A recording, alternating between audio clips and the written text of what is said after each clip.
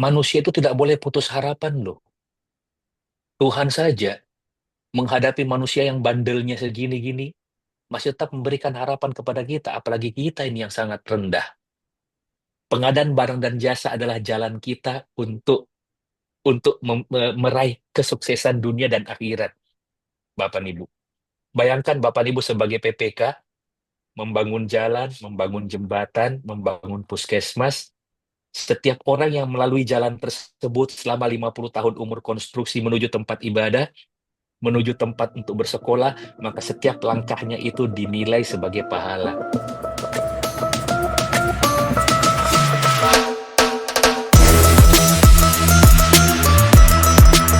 Mohon izin dan saya mohon maaf sebelumnya, Bapak dan Ibu, bahwa dalam proses pengadaan barang dan jasa, ini kan proses itu hanya bisa dilakukan oleh kita-kita ya. Dalam hal ini teman-teman yang memegang Jafung, teman-teman yang dalam tanda kutip memiliki proses sertifikat, kan begitu tuh. Banyak yang kedua dimutasi alias ditendang keluar dari Pokja itu fakta, iya kan seperti itu. Cuman kalau misalnya nih, misalnya semua teman-teman yang ada di Pokja, pemegang sertifikat, semua secara bersamaan mengedepankan integritas, menolak hal tersebut, kira-kira orang-orang ini mau memerintah siapa? Ya, Kehilangan pion ya, Pak. ya iya. Kan ada persyaratannya harus punya sertifikat pengadaan barang dan jasa. Ya udah, kalau semua pemegang sertifikat rame-rame mengatakan saya tidak mau, ya udah silakan Bapak pilih aja orang lain. Semuanya serempak kompak mengatakan hal tersebut, menolak hal-hal yang tidak berintegritas untuk dilaksanakan. Mereka mau nunjuk siapa sebagai pejabat pengadaan sebagai Pokja, Betul, Pak. seperti itu. Nah, pasti bos bingung, betul Pak Sudarno, betul nunukan nih, Perlu seperti itu. gerakan Kenapa? kolektif ya, Pak. Perlu gerakan Yes, kolektif dari setiap pribadi ya. Tidak lagi ya. mengatasnamakan instansi mungkin, jangan terpalu di bawah instansi itu kan. Tapi kita sendiri kita harus menunjukkan integritas. Nah, saya kemarin baru Soalnya dengar begini, cerita, Pak. ya Gimana, Pak? gimana tuh? Iya, Gimana ceritanya? saya baru dengar cerita dari salah satu pejuang integritas kita di Jogja.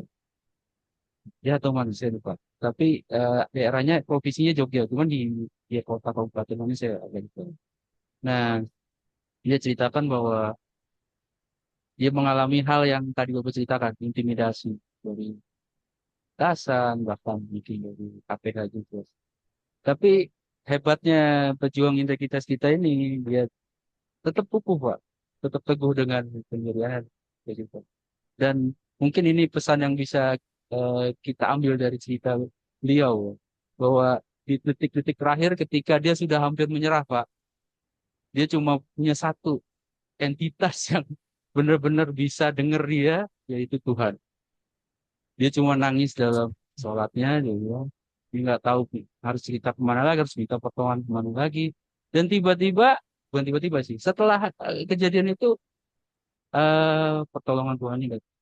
Jadi meskipun apa ya, mungkin Tuhan cuma pengen lihat gitu ya Pak, kita sampai di mana nih titik bertahan nih, sampai titik terendah mana gitu ya, sampai titik terjauh mana, sampai Tuhan nanti itu akan pulang. Ya ini mungkin pesan yang bisa kita bagikan gitu ya Pak. Ke teman-teman. Jangan merasa sendirian. Pertama pasti ada Tuhan, yang kedua ada kita nih Pak di sini, dan teman-teman yang hadir mungkin tidak sempat bergabung juga di semua daerah. eh, ayo kita lakukan gerakan kolektif untuk melawan korupsi gitu ya Pak. Sorry Pak, saya ini sedikit. Halo Pak Halid, masih bergabung? Halo, masih Pak. Pak, Oh ya, saya sorry. tambahin sedikit nih. Ini ini Siap, ini siap. sering sering saya dengarkan dan cukup menarik bahwa Bapak dan Ibu, kalau sudah tidak ada bahu untuk bersandar, Iya, masih ada lantai untuk bersujud. masuk. Iya, betul Pak, betul. Kalau nggak ada lantai, kalau lantainya kotor pakai sejadah. Ya Pak. Ya. Oke, nah selanjutnya Pak, ya tadi semua cerita Bapak, pengalaman Bapak, baik waktu masih jadi ASN, terus jadi sekarang menjadi tuan dan juga jadi pengajar untuk kita semua di bidang teknikal. Dengan kondisi pengadaan kita saat ini, eh, masih ada harapan nggak sih, Pak, kita bisa memperbaiki kondisi ini? Ah, ya, manusia itu tidak boleh putus harapan loh. Tuhan saja menghadapi manusia yang bandelnya segini-gini, masih tetap memberikan harapan kepada kita, apalagi kita ini yang sangat rendah. Harapan tuh pasti ada, selama yang paling penting adalah Bapak dan Ibu, tadi kita tetap memiliki niat yang ikhlas dulu. Terus yang kedua, ikhtiar kita ada minimal ke diri sendiri. Yang ketiga, Bapak dan Ibu, kita memiliki teman-teman yang memiliki frekuensi yang sama. Istilahnya sama seperti garpu tala, kita harus memiliki harmonisasi yang sama. Kegiatan-kegiatan seperti ini bukan ditujukan untuk menurunkan semangat kita, tapi justru seharusnya untuk lebih menggerakkan semangat kita. Mengumpulkan orang-orang yang memiliki frekuensi yang sama, ini walaupun kecil, semakin lama akan semakin jadi bola salju. Di komentar-komentar kolom chat kita mengatakan, oke, kita punya banyak tantangan Bapak dan Ibu. Kita punya tantangan, bahkan tantangan terbesar justru daripada lingkungan sekitar kita, atasan kita, dan seterusnya. Tetapi, selama kita masih bergerak, kita masih berusaha mempertahankan integritas, insya Allah harapan itu pasti ada. Saya sih optimis, Pak Sastio, pengadaan barang dan jasa kita akan menuju ke arah yang lebih baik. Kalaupun di luar itu sudah lebih buruk, minimal kita pertahankan di tempat kita, gitu loh. Kalaupun Minimal, tempat kita sudah hancur, ya minimal diri kita, gitu loh. minimal kita menyatakan sikap dan kita memilih pihak yang mana gitu, Pak. Betul Oke, sekali. Pak Halid. Izin, Bapak dan Ibu, saya ada titipan sedikit untuk pencegahan dan penanganan permasalahan hukum kita. Yang paling pertama, yuk tolong dong, please. Kita jaga satu-satunya dalam diri kita yang paling berharga, yaitu integritas. Bapak dan Ibu ASN yang ada di sini, kita ini bekerja bukan cuma sekedar dapat duit, kita bekerja ini untuk mendapatkan kebahagiaan. Insya Allah kalau kita dapatkan dari hasil yang baik, insya Allah nikmat loh itu. Pak, tapi orang itu juga korupsi. Uangnya banyak. Iya, uangnya banyak. Kenapa kita tidak tahu bagaimana keluarganya, anaknya, nanti ngobat dan sana-sini, belum lagi kena stroke jantung dan seterusnya. Tuhan tidak tidur. Tuhan tuh maha adil. Ya, apa yang kita dapatkan? Insya Allah itu berkah, itu yang paling pertama. Dan ini akan menjadikan dasar kita untuk melaksanakan kegiatan kita. Terus yang kedua, Bapak dan Ibu, yuk kita perkuat akuntabilitas, khususnya administrasi. Tuliskan apa yang akan Anda kerjakan dan kerjakan apa yang telah Anda tulis. Ini prinsip ISO sebenarnya. Konsep sederhana seperti itu. Yang ketiga, ini untuk pimpinan-pimpinan nih. Jangan mentang-mentang ini pejuang integritas nggak dapatkan imbalan. Berikan imbal balik yang sesuai. Jangan dibinta bekerja seperti Superman, tapi pendapatan hanya cukup membeli Superme. Fair dong, Bapak dan Ibu. Jafung PBJ ini risikonya besar. Jangan samakan dengan jafung-jafung yang lain. Tata kelola komputer, tata buku, dan seterusnya. Jangan. Jenjang jabatannya naikin, penghasilannya tinggiin. Ya walaupun Pak, tapi kan tinggi penghasilan bukan berarti dia dia tidak korupsi. Ya tapi jangan jadikan itu sebagai dasar untuk dia tidak diberikan penghasilan yang tinggi dong. Fair dong Bapak dan Ibu. Ini tolong titip kepada pimpinan-pimpinan kita nih. Seperti ini. Kemudian yang berikutnya, kompetensi. Kompetensi ilmu. Saya berikan tanda huruf bold, merah, besar lagi. Jangan pelit dana untuk BIMTEK dan Diklat. Ilmu pengetahuan itu penting, Bapak dan Ibu. Ini bagian daripada ilmu sosial, ya Bapak dan Ibu. Kemudian di sisi lain juga ini tuh bagian refreshment, refreshing, menyegarkan kembali pemahaman kita. Kemudian, Bapak dan Ibu, pengadaan barang dan jasa itu berulang kok itu-itu saja. Bikinlah SOP, standar operasional prosedur. Dokumen-dokumen yang sifatnya baku dibakukan. Buatkan dalam bentuk regulasi, tuangkan. Bapak dan Ibu. Sehingga siapapun pejabatnya begitu berganti, ya tinggal ngisi yang titik-titiknya saja. Ya.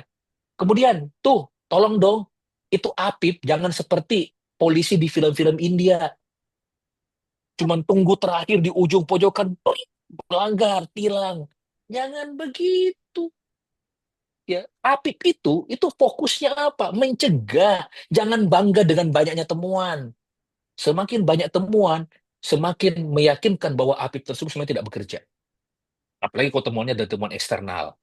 Seperti itu. Nah, di sisi lain, Apip juga jangan dijadikan musuh. Diskusi kepada mereka. Kalau ada BIMTEK seperti nomor 4, ikutkan Apipnya. Jangan cuma PBJ-nya yang paham, Apipnya tidak paham. Nanti begitu evaluasi, tuduh-tuduhan, salah-salahan. Ikutkan, anggarkan mereka juga untuk ikut. Kalau ada BIMTEK penyusunan HPS, ya ikutkan satu orang dari APIP. Biar bagaimana cara menghitung HPS, bukan lagi menghitung ini keuntungannya lebih daripada 15%. Salah. Ya, APIP-nya nggak tahu. Loh, karena Anda tidak memberikan dia pengetahuan. Seperti itu. Kemudian Bapak dan Ibu, setiap ada permasalahan, clearkan. Komunikasi dengan APIP, dengan pihak-pihak terkait. Bentuk clearinghouse. Ya, bentuk clearinghouse menyelesaikan permasalahan sebelum menjadi lebih besar.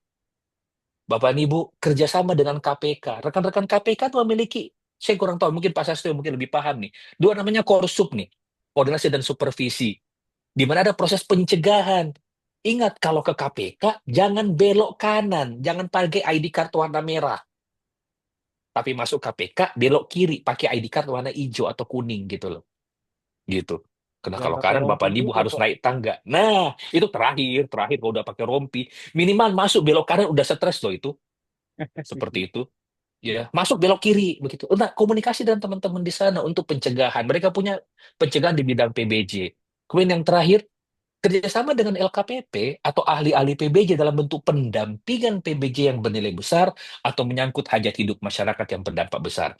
Kemarin, salah satu saran saya, Bapak dan Ibu, kepada rekan yang dalam tanda kutip diintimidasi oleh oknum-oknum APH tersebut, Bapak dan Ibu adalah panggil pihak ketiga, Bapak dan Ibu. Kalau ada paket-paket yang ada titipan, panggil pihak ketiga. Paling tidak LKPP. Mereka inilah yang nanti akan mengatakan bahwa ini salah, ini benar, ini benar. Karena Bapak dengan mereka itu Bapak subordinat di bawahnya mereka. Jadi Bapak gampang ditekan. Tapi kalau ada pihak ketiga, masa mereka nggak sungkan? Gitu loh. Ya. Pada siapa lagi? Banyak rekan-rekan kita yang menjadi advisor di lapangan yang bisa membantu. Seperti itu. Itu program LKPP juga advisor. Seperti itu. Dan saya yakin rekan-rekan ini siap dengan membantu Bapak dan Ibu. Sekali lagi terakhir, Bapak dan Ibu, please minta tolong. Pengadaan barang dan jasa adalah jalan kita untuk meraih kesuksesan dunia dan akhirat, Bapak dan Ibu. Bayangkan Bapak dan Ibu sebagai PPK, membangun jalan, membangun jembatan, membangun puskesmas. Setiap orang yang melalui jalan tersebut selama 50 tahun umur konstruksi menuju tempat ibadah, menuju tempat untuk bersekolah, maka setiap langkahnya itu dinilai sebagai pahala. Bapak dan Ibu akan mendapatkan pahala jariah, amal jariah dari hal tersebut. Itu di akhirat loh Bapak dan Ibu.